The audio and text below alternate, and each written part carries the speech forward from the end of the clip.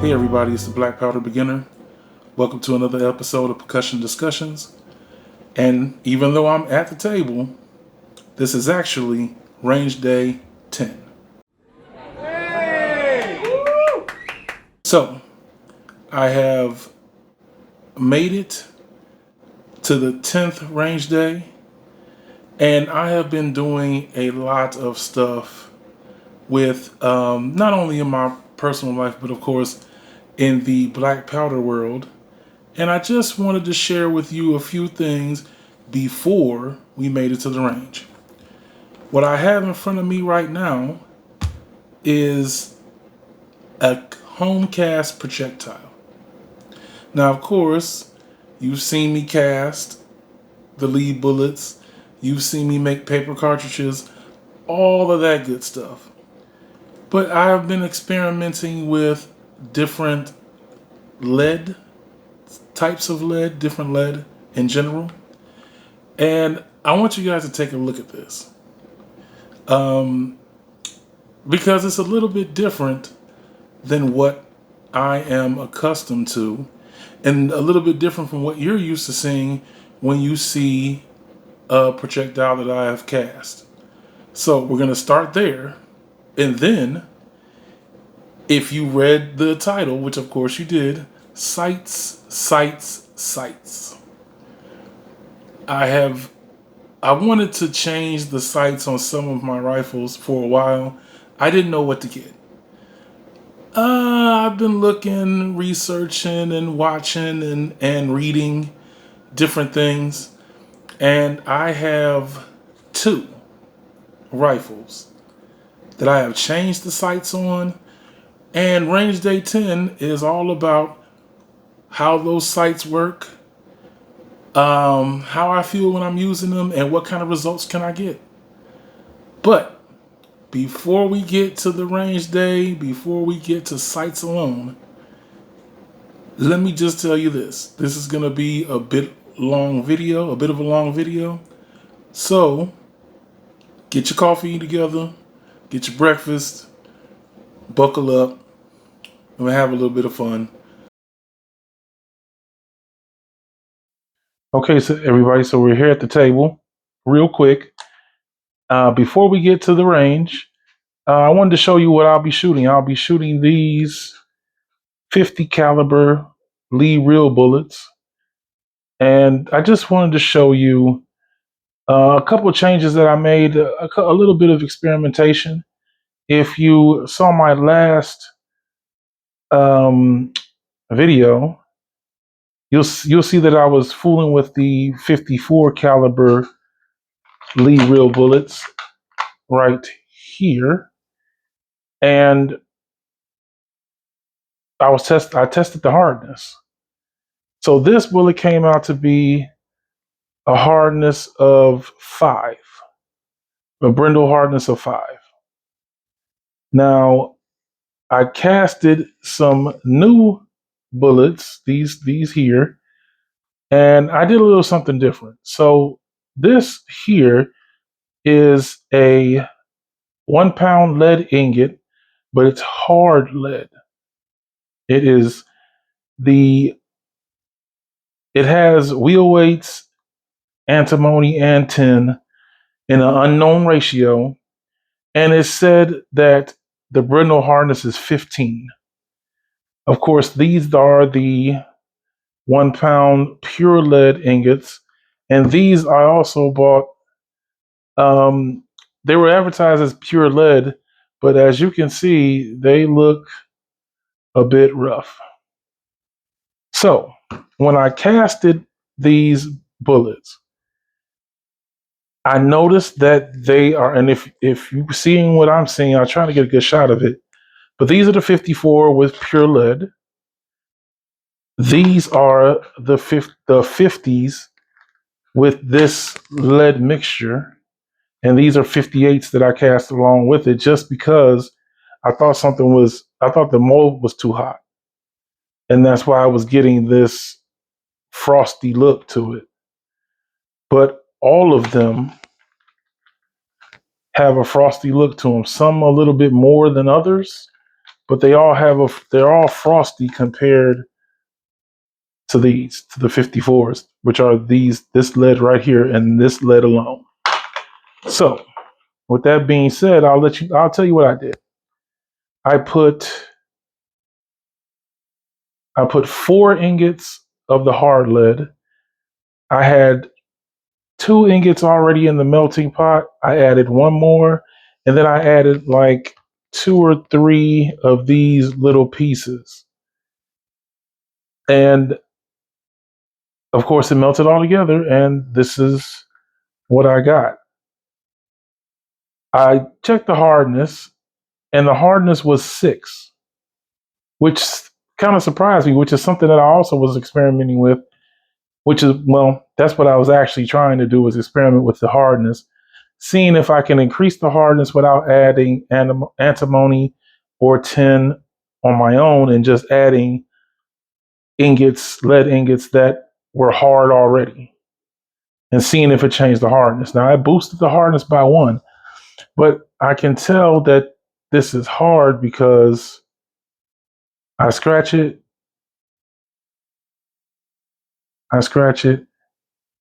it does not gash it at all. No small gash, no little gash, it barely scratches it. This, I just put a gash in, soft lead. And this, the question mark, and I just put a gash in that, just like I did this one. So this is soft lead as well. It just looks horrible. It doesn't look as nice as this pure lead. So now that I know that I can increase the hardness ever so slightly, my next thought process is to add more of these.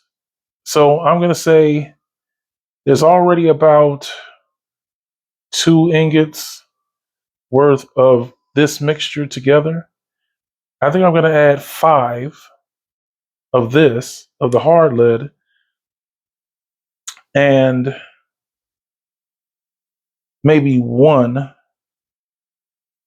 of probably just 2 or 3 of these small pieces, and see what I get. And so I'm going to guess and make a prediction that the hardness will increase to, if it's 6 now, it will increase to 8 with less soft lead and more hard lead. I'm going to say 8.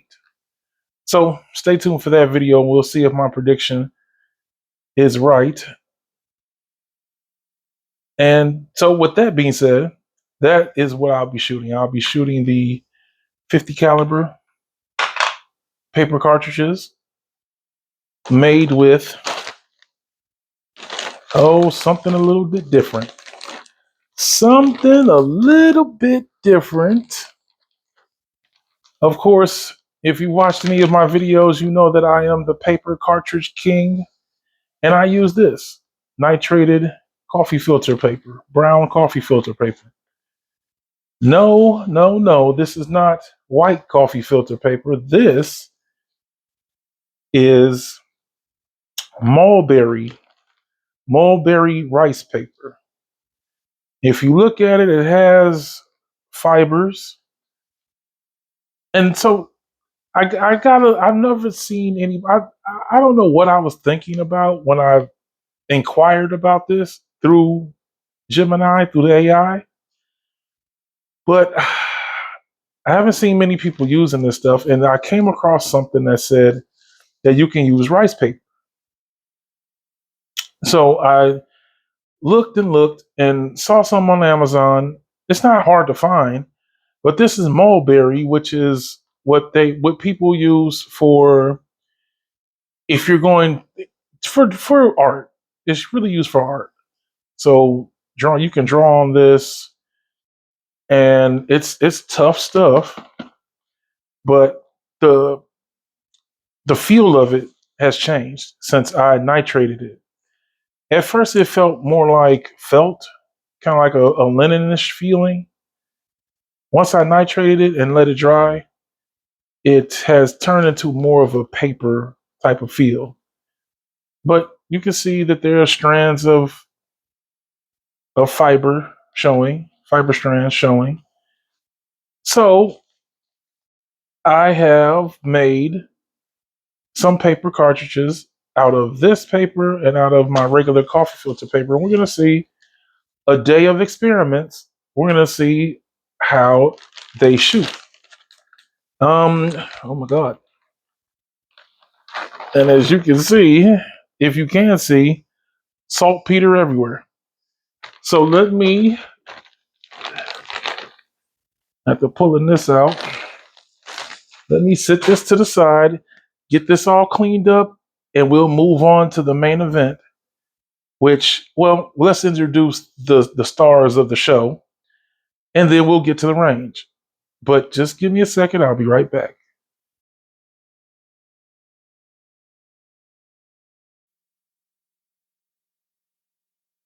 So you can see it through there. I actually bought this front sight. Is actually described as a rear sight, sniper sight for a 1863 Remington Zouave or reproduction, and I have a Antonio Zoli / Navy Arms Buffalo Hunter, which is the Buffalo Hunter is patterned after the 1863 Zouave. Of course, like I said, things don't work out the way that I planned them to. So, what come to find out, this ramp does not move. It is fixed to the barrel on the Buffalo Hunter, the 58 caliber Buffalo Hunter. I have not found a way to remove it, and I have stopped trying. There is no visible screws like in on the Thompson Centers or the CVAs, and so I said, "Well, it's got to go on something." I bought it for a rifle. I'm going to put it on a rifle. So as you can see, there's a retaining screw, and you can also see that there is a gap between the ramp and the barrel because I removed the ramp, slid this on to the barrel right around where the dovetail is, tried to get it as even as possible and matched up with the ghost ring, and I put it on. I slid it on in, tightened the screw down, and put the ramp back on. And what I was worried about was that since there was this small gap, one, the screw that went here won't go in there anymore. So there's no screw in here, but there's screws throughout to keep it on. It's on there. And the the ramrod does move. Slides in and out like it's supposed to. So doesn't seem to be much of a problem. We'll see when I actually shoot the when I actually shoot it at the range. We'll see that in a few minutes. But I actually bought this sight for the 54 caliber New Englander. Unfortunately, I feel like I needed to retire the 54. I'll still shoot it from time to time, but it doesn't warrant the because the rifling is not great. It really wouldn't warrant the effort of me putting something that I'm trying to shoot for accuracy. So I pulled out the 54 caliber, and surprisingly, you can see the rifling all the way to the end, and it turns the cleaning rod turns and turns when it goes in and out, just like the White Mountain carbine. They do have some wear, but or they do have a little bit of stubborn fouling, but not bad, not bad. So let's take a look at the White Mountain carbine. As you can see, it still has the factory open sight on the rear. And I just wanted to see, like I said, sorry, I'm doing this with one hand. Let me turn it. And I just wanted to see how the globe sight would do with an open sight. And I put a post because with these sights you can change the insert by just, and this is a Lyman. This is actually a Lyman 17 AHB or AH something. The height is 0.404 inches. And so I wanted to address this. One, well, let me finish my thought. You can change the by unscrewing this. Now look, I bought these, and I actually have another front globe sight similar to this one that I'm working on with the CVA, but the Frontier Carbine.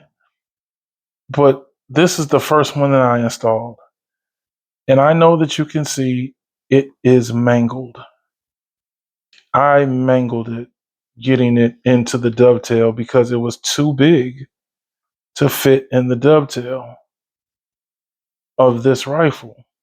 So I had to fit it, and with me never have done it, I've never fitted anything. I've never worked with the dovetails. I've taken the rifles and shot them and tried to figure them out. This is something that I had to figure out the hard way. Is that when you remove when you have to remove some metal to get it to fit. You do it in increments, and then you have to, kind of work with it. It takes time. Me being a right now type of guy, I didn't figure that out until it was like this. Now this is where, because it was sitting when I first put the and it first fitted it in, it was sitting up because this front part of the dovetail was sitting up. It was riding out of the dovetail part, the cutout for the dovetail. It was riding out of that. So, of course, you know what I do. I beat on it, trying to get it to go down in there. And of course, that ruined the metal here. So I used a punch to beat it down, and then I tried to kind of like straighten it out. So now what has happened is I think this is slightly. I believe this is slightly, and I'm trying not to.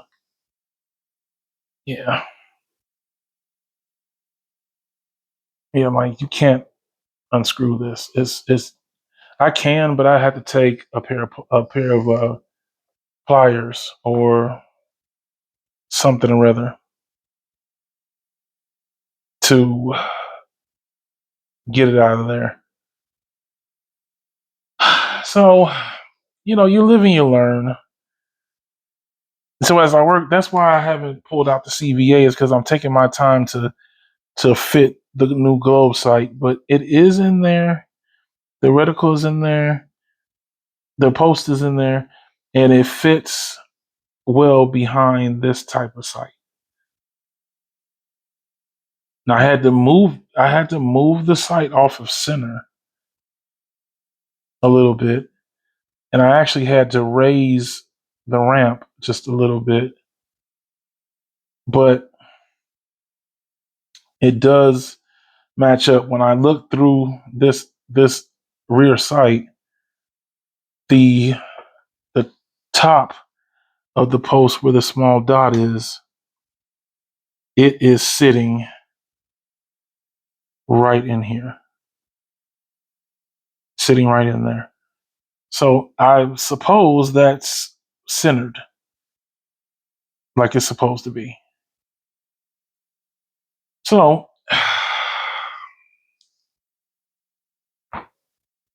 we're gonna see how these two perform on range day today. As a matter of fact, right now. Stay tuned. Wait. So I just realized I didn't talk very much about the Williams Peep sight that I have on the New Englander. As you can see, it's in ghost ring mode right now. The peep part screws in right here, and it reduces the amount of things that you can see through here. That's why it's called a peep. But with the front sight that I have on this rifle, which you've already seen, the ring on the globe on the front is so big that the peep, you can't see the outsides of the ring. The peep is too small. So I just removed it. You can remove it, and it's called a ghost ring. So I have it in ghost ring, and with it being in ghost ring, it is perfect. It's perfectly lined up. But this is fixed with the screw. And it has elevation marks on this side. You can see it's pretty much down to just slightly above zero elevation. And it sits exactly like it's supposed to. On this side, well, actually, this screw right here, that screw adjusts the windage for the peep. So I can move, if I loosen this screw, I can move the ghost ring from side to side. So they're pretty neat little peep sight. And we're gonna give it a shot. We're gonna see how well it does. All right, let's get to the range.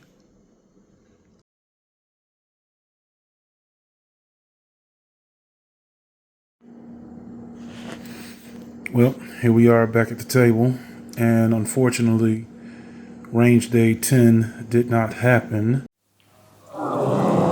because, as the description suggests, I made a huge mistake. Now, as you can see right here, these are the nipples that did not come with these rifles, but ones that I replaced. And the problem that I realized, and let me just show you real quick. You put the nipple wrench on there, and I'm turning it to the right, and it should stop at some point, right? Well, no, it doesn't. And there's a reason for that. The reason being is that these are the wrong nipples for this Thompson Center. So what I did was the nipples were worn, and I wanted to put some new ones in, but unfortunately for me, I didn't realize that the threads were different. This nipple is a M6x1 nipple, which is a metric nipple. Of course, these Thompson Centers are American made. And because they're American made, they use standard threads and standard nipples. So a 1/4x28 is actually the measurement on them. So what I ended up doing was I ended up stripping the threads. And I don't know if you can see that, but you probably can't. I'm looking at it now, but you get the idea. So because of that, range day 10 did not happen. It was beginning to happen, and then the nipple just shot right out of the hole when I fired my first shot on the New Englander, and on my third shot with the White Mountain carbine, the nipple came flying out, and I know for a fact now that it's because these nipples are not the proper nipples. So range day 10 was unable to happen. So with that being said, stay tuned for my video on rethreading these two rifles, and I'll see you next time. Oh, wait. You know what? We are going to still have a range day 10. You know what? Let's still stay tuned for that video that I've mentioned before. But you know what we'll do? We'll have a range day 10 with this. The CVA Frontier carbine. And listen, everybody that is watching this, please excuse, but I'm embarrassed to say this, but you can see where I changed the sights on this, and I basically mangled this barrel. And I'm ashamed to say it, but this is my first time dealing with dovetails. This is my first time dealing with any type of sights at all. I mean, I just started shooting, handling, and whatnot rifles in May. We are in October, so 5 months. But I wanted to learn how to do it, and I got a crash course of learning how to do it. As you can see, I chewed it up, and I put a different blade sight on this end, on the front, which is really a White Mountain. This is really a White Mountain carbine blade sight, but I like the dot. So, but you can see, like I said, I'm hard on myself, but I'm ashamed to say that I did this work. But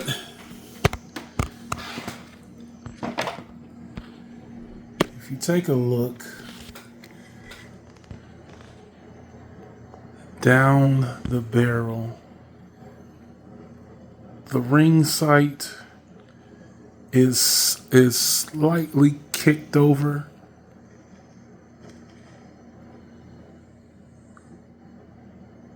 And I did my best to adjust the blade sight. And please, but if you look, well, let me take it over here.